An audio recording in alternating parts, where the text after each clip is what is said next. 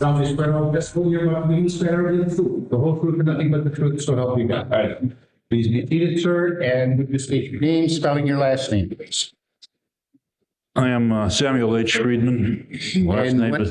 What is your occupation? Okay. Last name is spelled capital F-R-I-E-D-M-A-N. I'm a psychologist.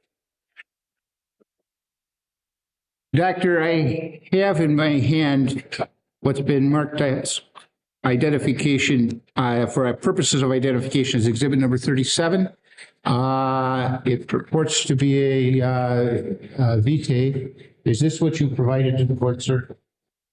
Yes, it is. And that is complete and accurate information. Yes, it is. Your professional background. It has a couple of minor changes, which I could point out if you wish. Okay. Doctor, for the benefit of the jury, why don't you summarize this vitae?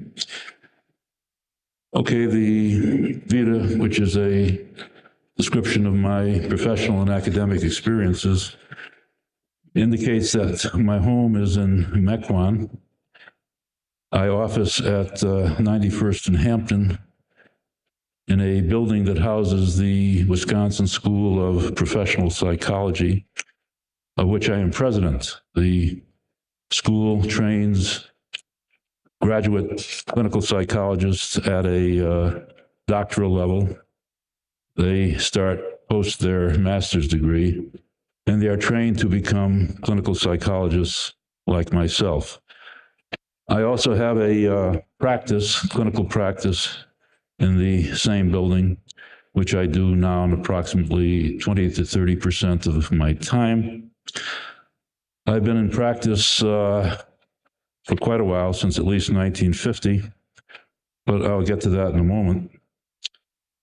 I was born in Hartford, Connecticut, educated in the public schools there. I went to college at Ohio University. I received an undergraduate bachelor's degree with a major in psychology in 1943. After receipt of this degree, I was in the U.S. Army in a military intelligence unit, spending about 2.5 years overseas in the European theater. Upon return in 1946, I did some additional graduate work at Ohio University, transferred to Michigan State, and then eventually to the University of Minnesota, where I received a PhD in clinical psychology in the year 1950. That degree, for its time, was extraordinary, since they gave us what they called a medical minor. I had courses in neurophysiology, neuroanatomy, clinical psychiatry, in addition to pursuing my major sequence in clinical psychology. In 1950, upon receipt of a degree, I came to Milwaukee, joining the Veterans Administration, where I had previously done an internship in clinical psychology at Minneapolis. I continued employment then with the federal government for quite a while. I eventually became chief clinical psychologist at the Veterans Administration Center here. It used to be called Wood. It's now the Zablocki Medical Center. In 1963, I left to open my own office, independent practice of psychology. Prior to that time, being young and I hope ambitious, I was already doing some work in the evenings away from company time, but I was also accumulating a lot of experience. In 1963, I opened my own office in the Wells Building, which is downtown Milwaukee, eventually buying a building on Oakland and Locust, where I stayed for approximately 27 years, full-time practice of clinical psychology, which chiefly involved diagnosis in the form of assessment, testing, psychotherapy, individual and group, some research projects I was engaged in. I saw lots of different individuals. I worked for many years for the Catholic Church, conducting assessments of seminarians and some priests in the Milwaukee Archdiocese. Concurrent with my professional practice, I held a number of teaching appointments. The first was in 1950 at the University of Wisconsin-Madison, where I lectured for several years, commuting in on Saturdays to classes of graduate students where I taught courses in personality theory, neuropsychology, and the like. In the middle 1950s, I became a clinical professor. I ultimately became a clinical professor of psychology at the University of Wisconsin-Milwaukee, then teaching courses at least once or twice a year, now perhaps once every 2 or 3 years. I also became an assistant professor of psychiatry. That was then the Marquette University Medical School. The dates there are 1958, 1963. That is now the Medical College of Wisconsin. And I have risen to the rank of professor of psychiatry and mental health sciences at the medical college, teach occasional courses in interviewing and other clinical psychology subjects at the medical college, and have known Dr. Palermo from there. Held a variety of consulting appointments throughout the community. Currently, I'm on the Wisconsin State Bar Board of Professional Responsibility, which hears grievances against attorneys by the public. I am a consumer or lay member of that board. Starting from the beginning, I've been a consultant to the County Guidance Clinic, which was then a combined clinic of Washington and Milwaukee counties. I worked in West Bend. I later went to Sheboygan County, where I was a consultant for a year or so.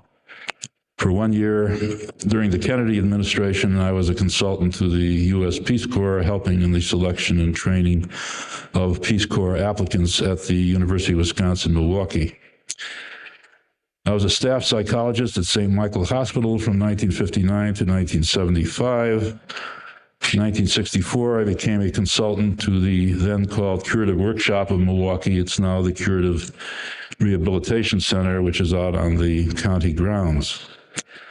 1977 to 1976, I was a consultant to Milwaukee, to the Jewish Vocational Service, which has now undergone a name change. It is now the Center for Independence.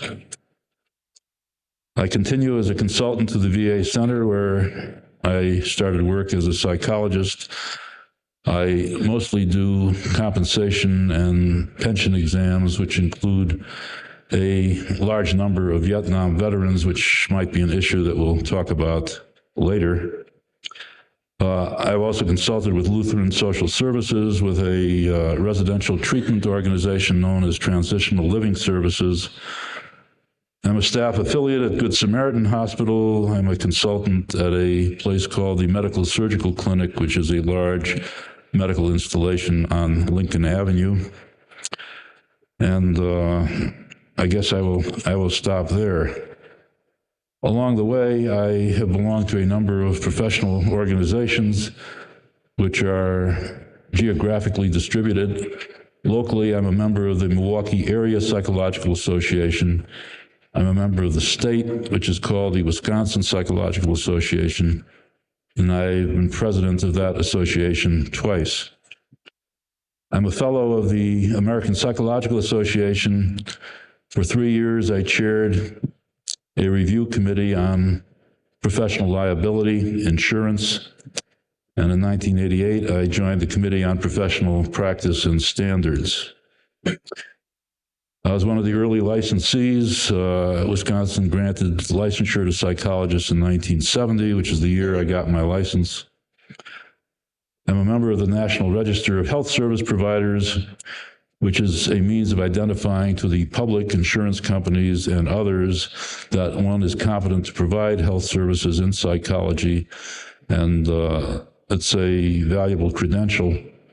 I also hold a diploma from the American Board of Professional Psychology, which is granted after 4 postdoctoral years of training and the successful completion of oral and written competency examinations. I'm also an examiner for that board, both locally and in Chicago.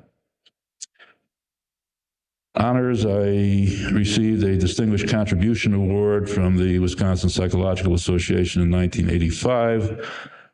From 1971 to 1976, I was a member and at one time chair of the Psychology Examining Board, which is the licensing board of the state of Wisconsin. And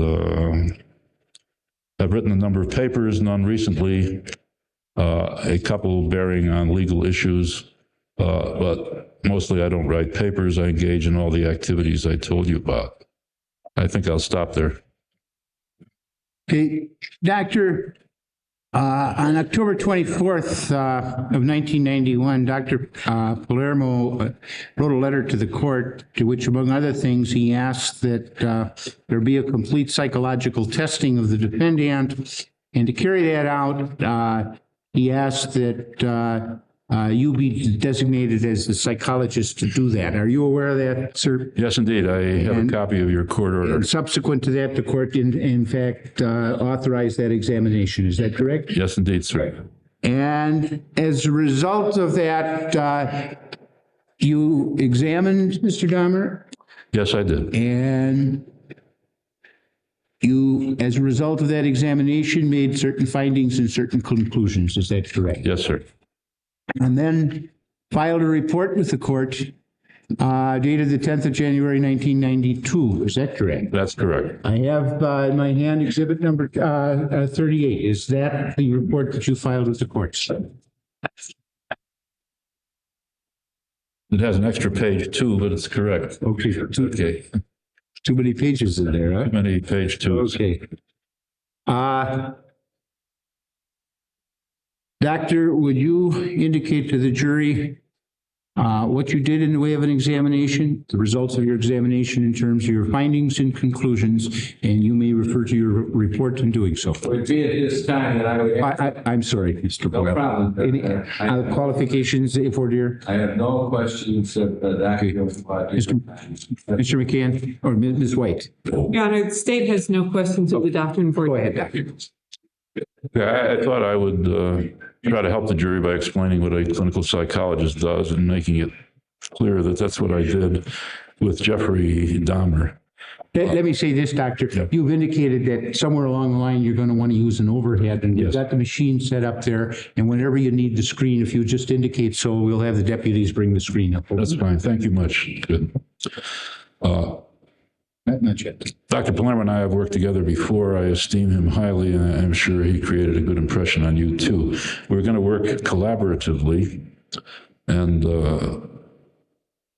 Dr. Palermo asked me to do what is called a battery of tests, indicating the sort of things he would like, but kindly preserving me with freedom of choice, which tests I would select in order to evaluate Mr. Dahmer. But this is to say that throughout the evaluation, which started for me by the court order of November 11th, 1991, I've consulted several times with Dr. Palermo. We've shared records, data, talked about the case, but have arrived at independent judgments with regard to our conclusions and opinions. A psychologist is in a particularly fortunate way to do forensic work since he is trained in techniques of observation and how to evaluate evidence. He is particularly good at assessing the validity of what he sees and hears. He is trained to be an expert observer. Before I saw Mr. Dahmer, I did ask for and receive the pertinent criminal complaints, which are the description of the charges against him, which essentially included in 15 separate homicides.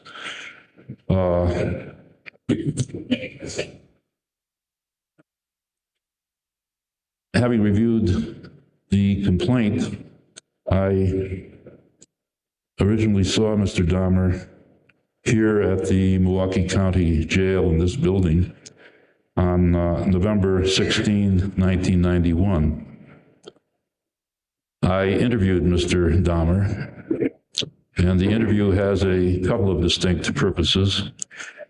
The interview is to gather information or history regarding his life, and particularly the events surrounding the crimes for which he is charged.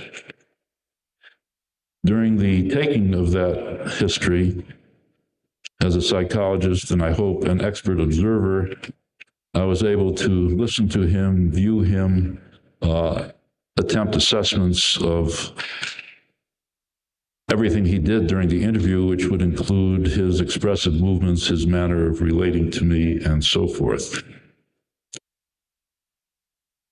On that date, I also administered 2 tests, which Dr. Palermo felt would be valuable. And these were the Rorschach ink blots, which some of you have heard of. They're a series of 10 cards, which are originally actually made by dropping ink onto paper, smearing the ink, and then printing the smears on cards, and asking subjects, patients like Mr. Dahmer, what the blots remind him of. This is called a projective test. A projective test means that the patient taking the test is allowed to project his feelings, thoughts, emotions, personality, tendencies into the blots, and the psychologist trained in the use of the test can interpret the patient's responses. I also administered a test called the thematic apperception test. Long words, a test that goes back to Henry Murray at Harvard in the 1930s, frequently used. It's a bit long. I used only half of the suggested 20 cards. I gave him 10 cards. The cards, which are somewhat larger than the Rorschach cards, are in the form of magazine illustrations, photographs, all of which are designed to provoke a story. And the task the psychologist gives the patient is, I would like you to tell me a story suggested to you by the particular cards. I gave him 10. He is instructed to give me a story that has a past, a present, and a future, so we get a consecutive narration. And then I ask him to give me the feelings and thoughts of the main characters depicted in the cards. It is no trade secret that the psychologist hopes the patient will project his personality into the personality of some of the figures that he views, who are seen in a variety of interactions. I did not time that encounter, but I should imagine that it took upwards of about 4 hours to do an initial interview and the 2 tests I described. Mr. Dahmer was transferred at a later date to the Columbia Correctional Institution in Portage, to which I proceeded on December 9, 1991, to resume my interview and also to administer a test I feel to be very important and appropriate. And that test is called the Minnesota Multiphasic Personality Inventory. I hope to put that on the overhead projector in a few minutes and show you something of the results and attempt to explain to you what that was. On January 4th, I interviewed Mr. Dahmer again, this time in the company of Dr. Palermo. Mr. Dahmer was then back at the Milwaukee County Jail. Dr. Palermo and I talked about the possibility that Mr. Dahmer's overexposure to psychologists and psychiatrists may have biased the administration of the Minnesota Multiphasic Personality Inventory. So we decided it would be a worthwhile hour and a half to have him take it again to see whether the results would repeat or replicate themselves. It was my prior suspicion that it would be much the same, and so it happened. So there are 3 contacts I had with Mr. Dahmer himself. During the interval between the 3 sessions, or among the 3 sessions, I was able to review the rather large number of photographs you heard alluded to, which involved Mr. Dahmer's own photography and those pictures taken by the medical examiner. And they were all bodies and body parts, and gruesome indeed. I think you would have to be a medical examiner on duty for quite a while before you could inure yourself to them.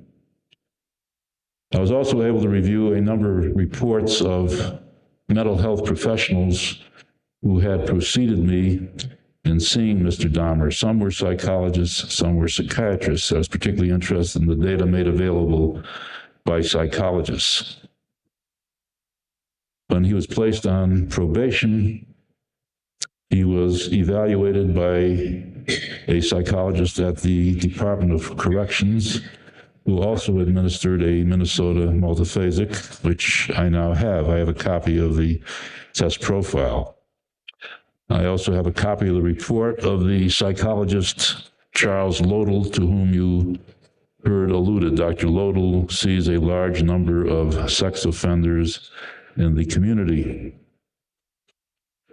I also received the progress notes of the woman psychologist, Dr. Evelyn Rosen, who saw him over a period of about a year for 30 unsuccessful visits, where it was suggested, and I concur, that Mr. Dahmer hardly cooperated, in fact, was oppositional during that time. I also was able to view an MMPI with a corresponding, I call it MMPI for short, it's back to the Minnesota Multiphasic Personality Inventory. It was part of a test battery administered by a young PhD psychologist with the Department of Corrections, Deborah Anderson, and some of her conclusions you've already heard. And she gave me test protocols that I found valuable in getting some consecutive record of what Jeffrey's test scores would be like. On December 19th, again in the company of Dr. Palermo, we initiated a conference call to California and spoke with Jeffrey's natural mother, Joyce, or as she prefers, Rocky Flint. Spoke with her for about half an hour. I had to leave the room. I had another appointment. I think Dr. Palermo continued the conversation for some time thereafter, and then we shared our findings. On December 30th, 1991, I interviewed Lionel Dahmer, Jeffrey's father, and Sherry Dahmer, Lionel's wife and Jeffrey's stepmother. The interview was at St. Mary's Hill Hospital, again in the company of Dr. Palermo. This time he had to leave, so I had a longer interview with both the parents. The very next day, Jeffrey's younger brother, whom you heard talked of, David, who is approximately 6 years younger, 25 years old, was interviewed by me in my office at Hampton Avenue.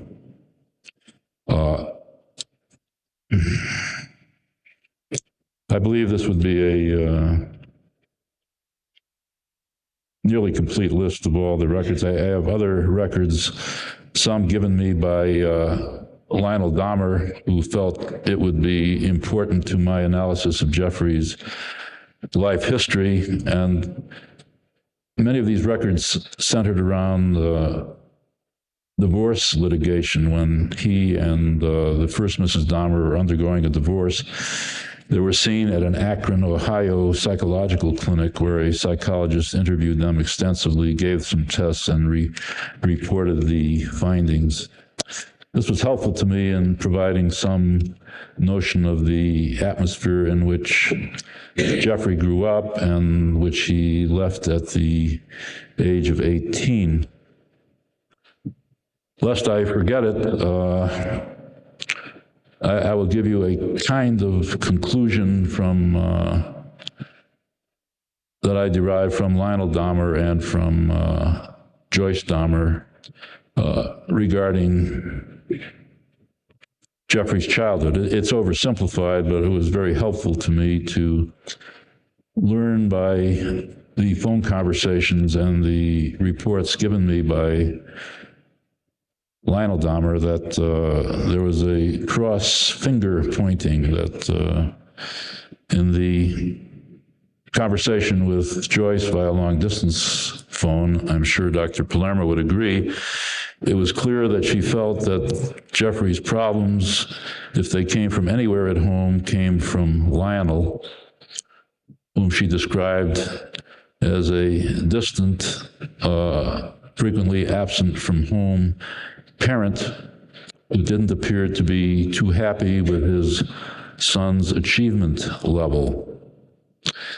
Lionel indicated that the mother, always a nervous person, this is Joyce or Rocky, became exacerbated or aggravated in her nervousness by her pregnancy with Jeffrey and was receiving frequent medical help here in the city of Milwaukee.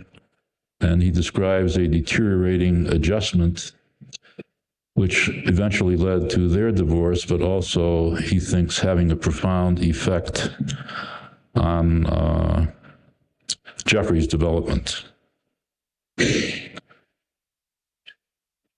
My main mission, which I should have told you about already, was to address the stated task of testifying to the issue of insanity, which is known to attorneys as criminal responsibility.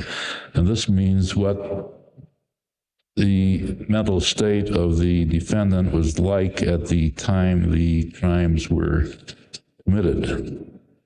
So in my interviews, I spent time with Jeffrey, proceeding from the extremely well-written criminal complaints, the confession, the statement given by Jeffrey to the two detectives, attempting to confirm or reject what went on, having Jeffrey either add or subtract from them so I would gain an understanding of what his mental state was at the various times of the homicides.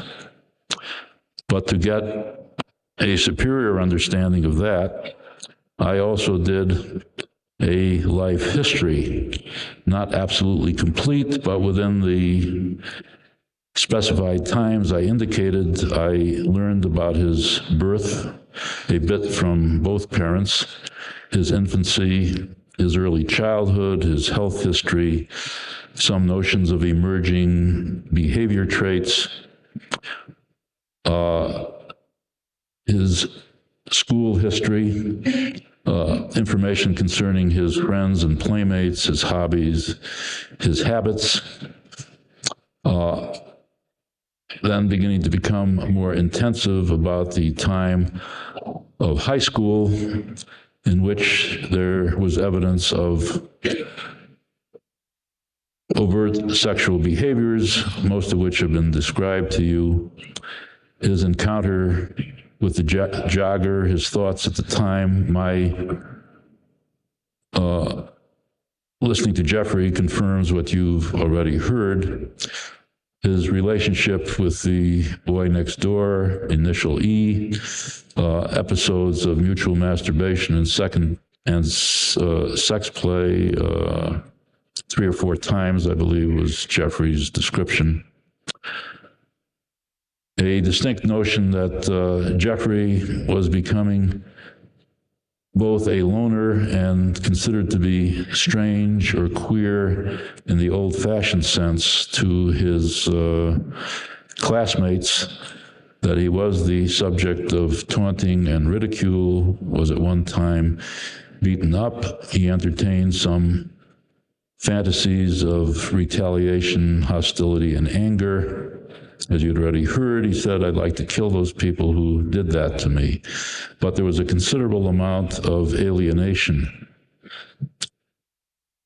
About the age of 16, by Jeffrey's estimate, he began drinking excessively and frequently.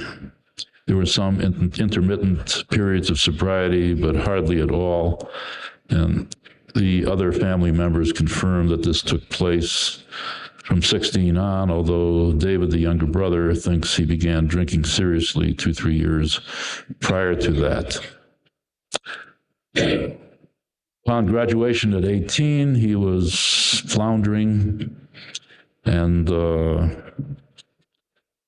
sort of uncertain what to do. He didn't particularly want to go to college, but was convinced by both college-trained parents that he should do just that, and it was financially advantageous to attend the State University at Columbus, so he wouldn't have to pay non-resident tuition, and it was not that far from home. In case he became homesick or needed something at home, it would place him there.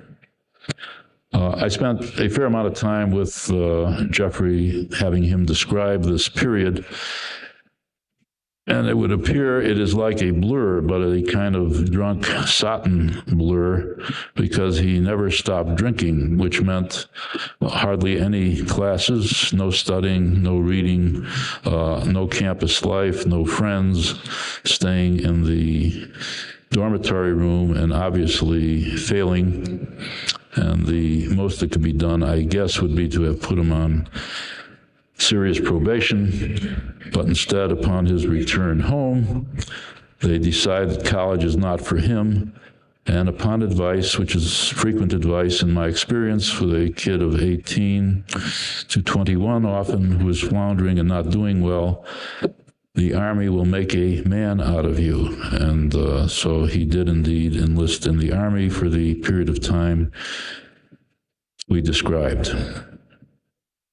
As I check myself, I've sort of too rapidly gone over some of Jeffrey's childhood, but want to confirm that despite his immediately saying that childhood was okay, almost marginally happy, upon prodding, I find that there is, in fact, a very nervous, demanding mother and a distant, demanding father, and the presence of many arguments at home, which as a youngster spending most of his hours at home would overhear, and it becoming a source of considerable distress. David, the younger brother, then infers that this is all making Jeffrey very angry, and hence he goes out into the backyard and starts beating on tree trunks with large limbs, getting all that hostile tension out of his system.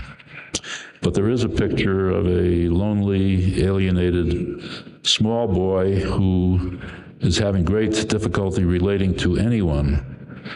There is hardly a picture of any kind of fond feeling toward his younger brother, 6 years younger, and there's enough age separation, so there shouldn't be any evidence of rivalry, but it was like he hardly knew David, and David confirms that he hardly spent time with Jeffrey, although as an older brother, he admired his size, greater physical prowess, but there was not much of a relationship.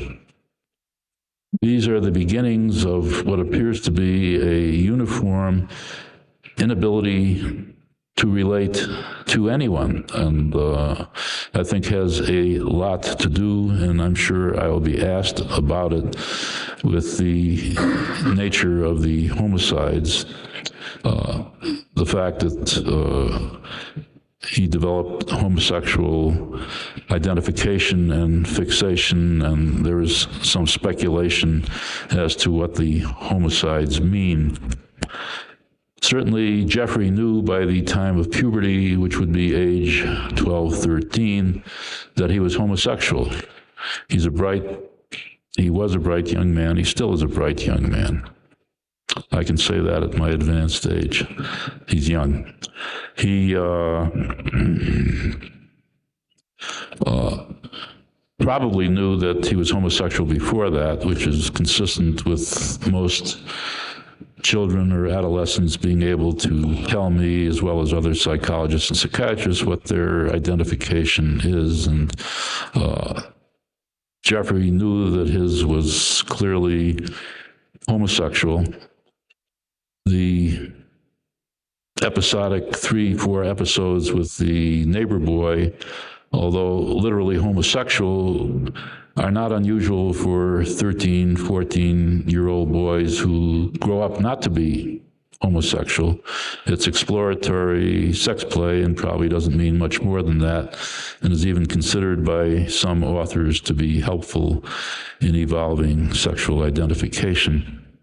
Sorry, Doctor, I just did not hear the last part of your answer. Would you repeat? Helpful in evolving sexual identification. Don't miss the first word.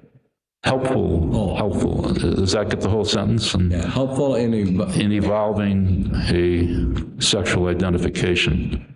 Okay. Would you like the whole sentence read back? Because that's great. I've forgotten it. No, that's fine. Okay. Okay, we're taking Jeffrey up to joining the U.S. Army, which involves basic training, schooling, and being sent to Germany.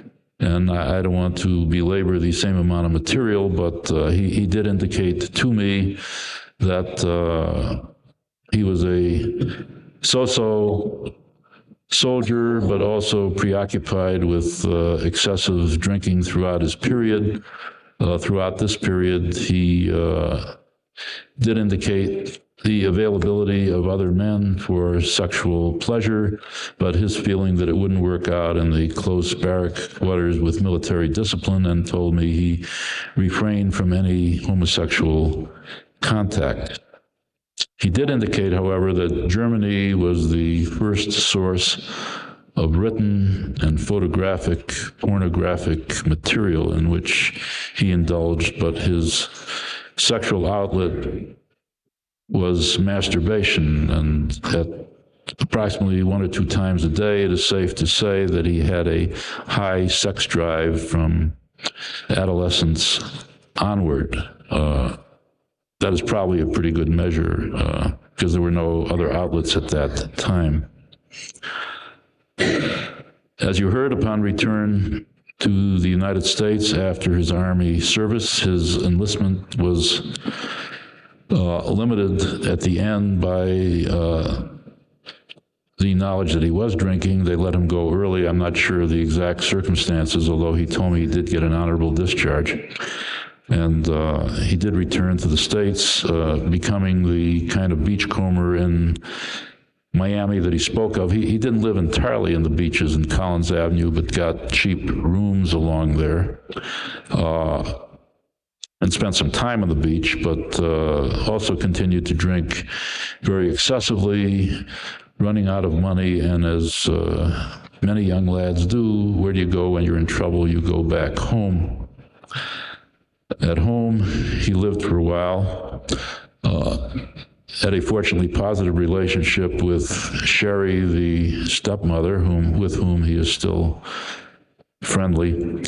But the drinking continued, and Mr. Dahmer then made the suggestion that since his mother, Mr. Dahmer's mother, and Jeffrey's grandmother could use the help here in West Allis, which was Mr. Dahmer's birthplace, he come to Milwaukee, help her look for a job, and see where the future would take him from there. It was Mr. Dahmer's hope eventually he would straighten out and go back to college, since it was known he was fairly bright. I think you've heard most of the history subsequent to then. I'll try not to belabor it. He had a number of jobs. He worked for a employment pool. He worked for the Milwaukee Blood Bank, found the work difficult for him because it involved the use of syringes and sticking people, as he put it. But also it was clear upon questioning that he was drinking absent a lot, and I suspect may have been terminated on that basis. But then came the nearly 7-year period at Ambrosia Chocolate, in which he was employed as I would interpret it as an unskilled laborer. He was a mixer. He was mixing the liquids and solids that go into the making of chocolate, and doing that on an 8-hour-a-day basis, every day, routine. But it was paying the rent and meeting expenses. And has been commented by others and confirmed by me that Jeffrey, being short of funds, has for many years now been very preoccupied with money. And I would project into the future, when he starts meeting men at so-called gay bars, his offer of $50 is a very expensive kind of ticket of admission, or bribe, as you might like to call it. But he was certainly very thrifty. The going to bath clubs came into the history, which was terminated at the request of the proprietors. The difficulty he had there, both sexually and otherwise, arguments. Then the hunting method of finding a sexual partner, which he described to me much as has already been described to you, with hardly any difference. This to me was a planned, calculated way of obtaining sexual gratification. And as the years went by, there appeared to me from the interview material more and more preoccupation on Jeffrey's part with the need to prolong the relationship beyond the quick one-night stand aspects, which I think was a preface to the later killings as they began. There was a contrived MO, translated method of operation, which involved, as you now know, going down to the gay bar, meeting a vulnerable, suggestible person, the offer of money, frequently with the indicated need to take photographs in return for money, invite to his home, which originally was mother's home and later became the now well-known Oxford Apartments for most of the homicides. The MOs are quite consistent in indicating that's what occurred. The killings themselves, which were usually by strangulation, in one case with a knife, I would interpret somewhat differently, although one's interpretation can never be completely valid in the absence of sure proof. Dr. Palermo felt he was killing himself or the homosexual part of him. I would conclude that the killings were more an effort to maintain control and continuity with the particular young man, and this would represent a continuing relationship because he could never make that go throughout his whole life. Never had a friend. And this way, he would have a friend, if only in the form of a body, albeit mutilated, or parts of the body which he might store for eating purposes or looking at, or skulls which he might use as part of his temple. On that point, I would concur with Dr. Palermo's description of the temple as representing trophies. That sounds kind of cruel because it would make him a hunter, but he was a kind of hunter. He also attempted to impress me with his need to have an artistic, decorative, creative portion of the house. The temple was going to be in the back bedroom, and I did not see anything in there that suggested bizarre or deviant thinking. The need for a relationship continued, accelerated. He was very unsuccessful in his efforts to make the now famous word zombies. I can't be clear, and my notes don't reflect that he ever called those individuals zombies, but he attempted to drill holes in the skull with a hand drill.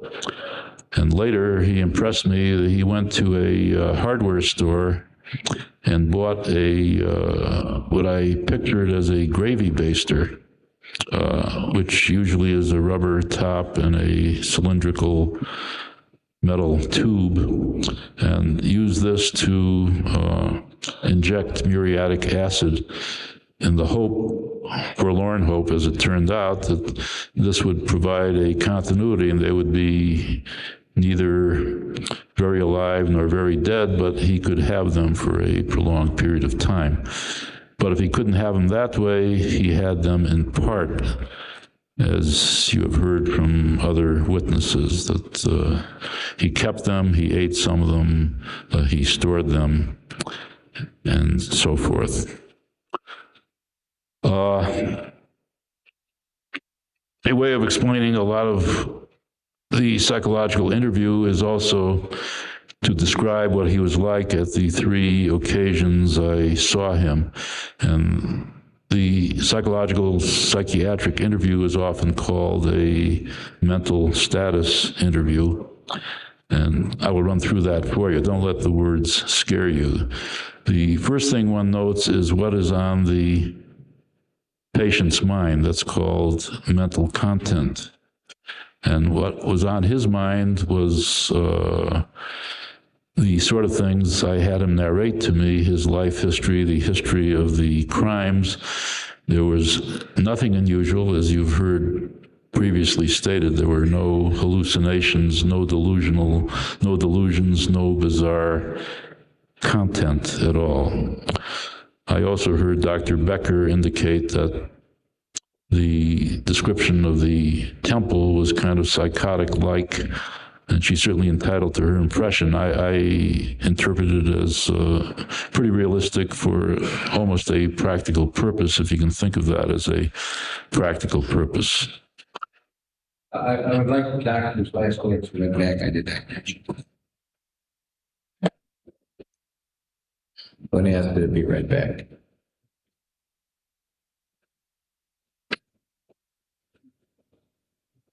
Where? Right at the beginning.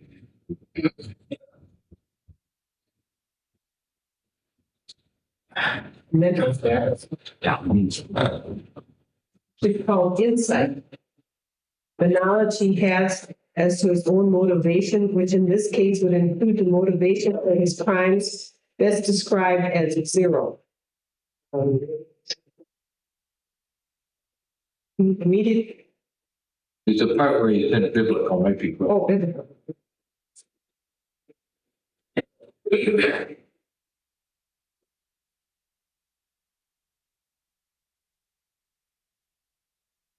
One purpose that keeping him going is to try to find out what did motivate him. He didn't give me a biblical quotation. He sort of indicated, in other words, I knew it was an aberrant behavior. He did not know why he did feel helpless before it, as he says in the Thank you. During the Columbia Correctional interview, he made a repeated effort to convince me of his contrition, which is almost synonymous to remorse, sorry for what he did, and juxtaposing that to his confessions, in which it was his evident wish to make it easier for the victims' families to identify the individuals. He also, particularly during the Columbia interview and a bit later when we got back to Milwaukee, indicated that he does give serious thought to suicide, that his future is bleak, if not non-existent. I suggested to Dr. Palermo, who informed the necessary authorities, that he should be kept on suicidal precautions, which he would be kept on, I guess, anyway, since they're very closely observed, or he has been closely observed during his incarceration. Following descriptions of the incidents involved in the criminal charges, I asked Mr. Dahmer his notion of what may have going on, and as you recall, he indicated very little insight. He did use the two concepts of lust and control. By lust, he meant a prevailing sexual desire. By control, almost synonymous to power, he is alluding to his ability to dominate his love objects and also to sustain the relationship in the manner that I described.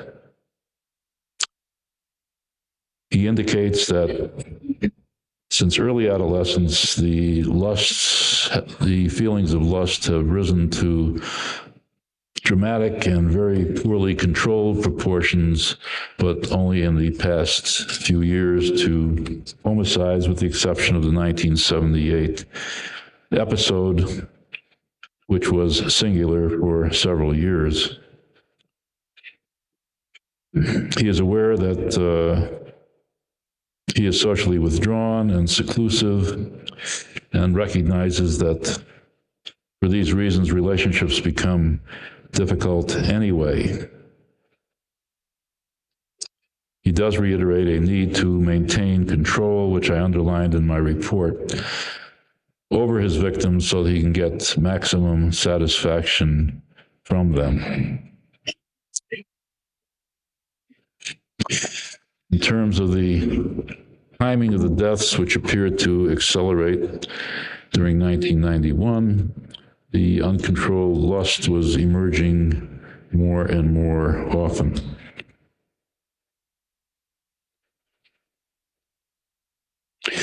As indicated by others, the fantasy or preoccupation was always to young men of parallel age, or later perhaps younger than he as he got into his early 30s, of slender, athletic, well-proportioned body build, irrespective of color, and although I did not ask him, I assume he is seeking out gay individuals, although he may well have encountered a heterosexual individual along the line.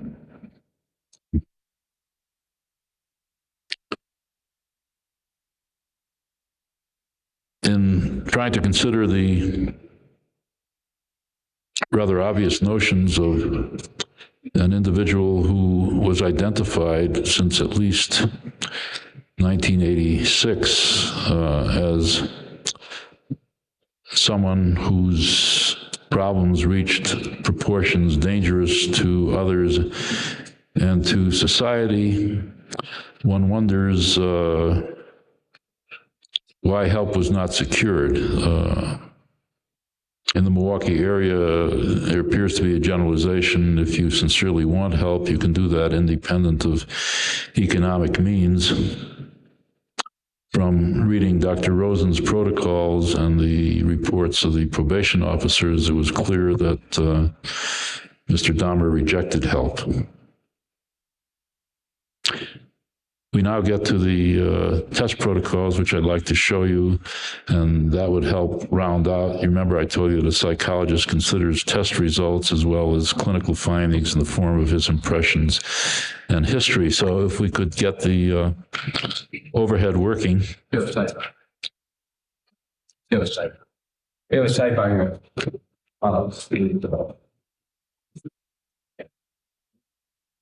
Wow.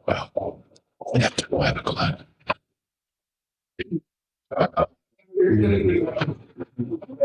I'm looking at the clock, and the attorneys are looking at the same clock I am. And as a practical matter, we have to quit by about 5:30. So in order to be able to move the jury and get them to where they're housed, give them a chance to get a meal tonight and a few things like that. So what I'm suggesting to you is I'll let you call it. Yeah. So long as you call it by 5:30 as to when we should break. I don't know how long this is going to take. Well, clearly with examination, I would rather break now since the tests are something else. Okay. And I got to be questioned tomorrow morning anyway, so. That's what I think the attorneys wanted to. I've covered the clinical findings and history, and tomorrow I'll tell you about the tests.